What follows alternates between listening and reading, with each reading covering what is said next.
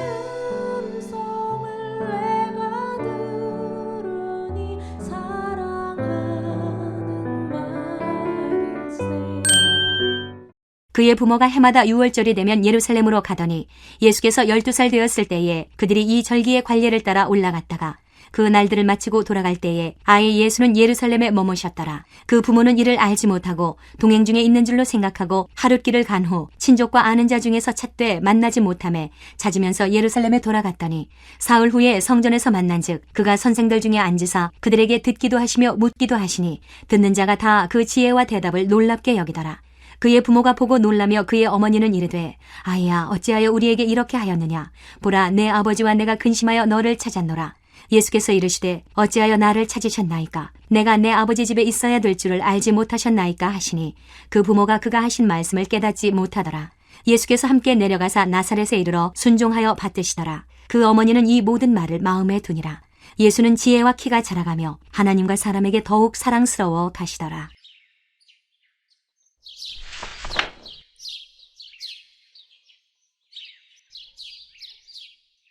안녕하세요. 큐티 나누는 목사 안상렬입니다. 오늘도 주님 은혜 안에서 좋은 하루입니다. 오늘은 누가복음 2장 41절에서 52절을 통해서 내 품의 자식이란 제목으로 묵상해 보겠습니다. 유대인들은 13세가 되면 성인식을 치르게 되는데 이를 바르 미츠바라고 합니다. 우리들에게 있어서 만 13세라면 중2 혹은 중3 정도의 학생인데 유대인들은 이미 이때부터 성인으로 인정해주면서 책임감과 독립심을 길러주었습니다. 이런 전통을 따라 오늘날 교회들도 만 13세부터는 세례를 받거나 입교인이 될 수 있도록 교육하고 있습니다. 그런데 오늘 본문에서는 예수님께서 13세가 아니라 12세 때의 일이 기록되어 있습니다. 왜 그런 것일까요? 예수님의 부모님들은 매우 율법에 헌신된 의인들이었습니다. 원래 유대인 남자들은 1년에 3차례 이스라엘의 절기였던 유월절, 맥추절, 수장절에는 예루살렘에서 예배를 드려야 했습니다. 그러나 현실적으로 당시 사람들은 1년에 3번은커녕 매년 예루살렘을 방문하는 것도 어려웠습니다. 그러나 주님의 부모님들은 매년 유월절에 예루살렘에서 예배를 드렸고 심지어는 율법에 규정되지도 않았던 여자인 마리아를 비롯해 예수님을 포함한 자녀들까지 함께 예루살렘을 방문하였습니다. 매년 6월절에는 이처럼 예루살렘 예배를 드렸기 때문에 이번에도 의례의 절기 순례 예배를 잘 드린 후 기갓길에 올랐습니다. 하룻길을 내려왔을 때 부모님들은 예수님이 없다는 것을 깨닫고는 친족과 아는 사람들에서부터 찾기 시작하여 결국 예루살렘까지 거슬러 올라오게 되었고 사흘 후에야 성전에서 선생님들과 토론하고 있던 예수님을 찾게 되었습니다. 이때 주님의 부모님들은 두 가지 감정이 뒤섞여 말합니다. 48절에 그의 부모가 보고 놀라며 그의 어머니는 이르되 아이야 어찌하여 우리에게 이렇게 하였느냐. 보라 너희 아버지와 내가 근심하여 너를 찾았노라. 첫 번째 감정은 놀라움이었습니다. 아직 성인식도 치르지 않은 불과 12살에 불과한 아이가 당대의 석학들과 당당하게 토론하는 장면은 부모님들에게 놀라운 일이었습니다. 물론 주님의 부모님들은 예수님의 탄생에 얽힌 신비스러운 일들이나 차츰 성장하면서 보여준 특출한 지혜와 인격에 대해서 남다른 경험을 한 바 있었을 겁니다. 그럼에도 불구하고 주님의 부모님들은 생각했을 것입니다. 난 부모고 넌 아이야. 특히 마리아 같은 경우에는 자신이 주님을 10달 동안 배아파 낳았기 때문에 더더욱 육신의 어머니로서의 감정이 두드러졌을 것입니다. 그래서 주님의 부모들이 느낀 두 번째 감정은 걱정과 속상함이었습니다. 아이야, 어찌하여 우리에게 이렇게 하였느냐. 보라, 너희 아버지와 내가 근심하여 너를 찾았노라. 이는 그저 예수님의 부모님만이 느끼는 감정만은 아닐 것입니다. 점점 성장하는 자녀를 둔 부모님들은 자녀들에 대해 때로는 놀란 감정을, 때로는 속상한 감정을 느끼곤 합니다.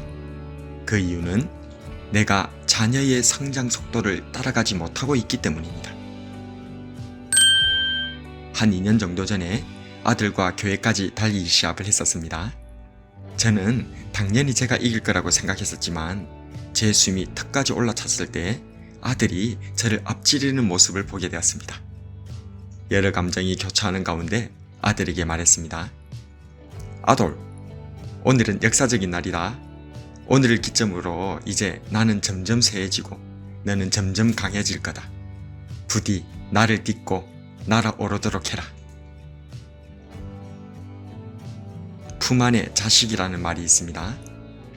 부모님의 눈에는 내 자녀가 마냥 어려 보일 수 있습니다. 아직 모르는 게 많고 경험이 부족해서 실수투성이라고 생각됩니다. 하지만 어느 순간 훌쩍 커버린 아이가 여전히 품 안의 자식으로 생각하고 있던 부모인 우리를 도리어 이해하고 용납하고 있었다는 것을 깨닫게 될 때가 오게 됩니다. 이에 12살의 청소년 예수님께서 부모님에게 말씀합니다. 49절에 어찌하여 나를 찾으셨나이까? 내가 내 아버지 집에 있어야 될 줄을 알지 못하셨나이까? 그러나 여전히 품 안의 자식이란 생각에 갇혀 있었던 주님의 부모님들은 이 말씀을 깨닫지 못하셨고, 그러자 주님께서는 다시 돌아가셔서 이후 세례 요한으로부터 세례 받으실 때까지 18년 동안을 갈릴리 나사렛에서 부모님께 순종하여 받으셨습니다. 그제야 마리아는 이 모든 말을 마음에 두었다 라고 성경은 말씀하십니다.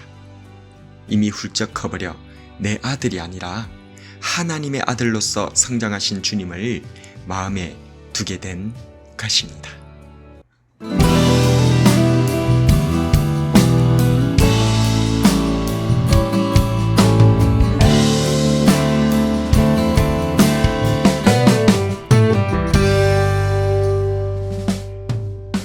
주님께서 아직 성인식도 치르지 않았던 12살이었기에 주님의 부모님들은 준비되지 못했습니다. 주님께서는 이미 하나님의 아들이셨지만 여전히 부모님들에겐 내 품의 자식이었습니다. 12살이기 때문에 아직 어리다 생각하지만 말고 내 아이 속에서 역사하시는 성령님을 기대했으면 좋겠습니다. 혹시 내 속조금 때문에 내 아이가 성장하지 못하는 것은 아닌지, 과도한 사랑의 구속으로 내 자녀의 발목을 잡고 있는 것은 아닌지 돌아보았으면 좋겠습니다.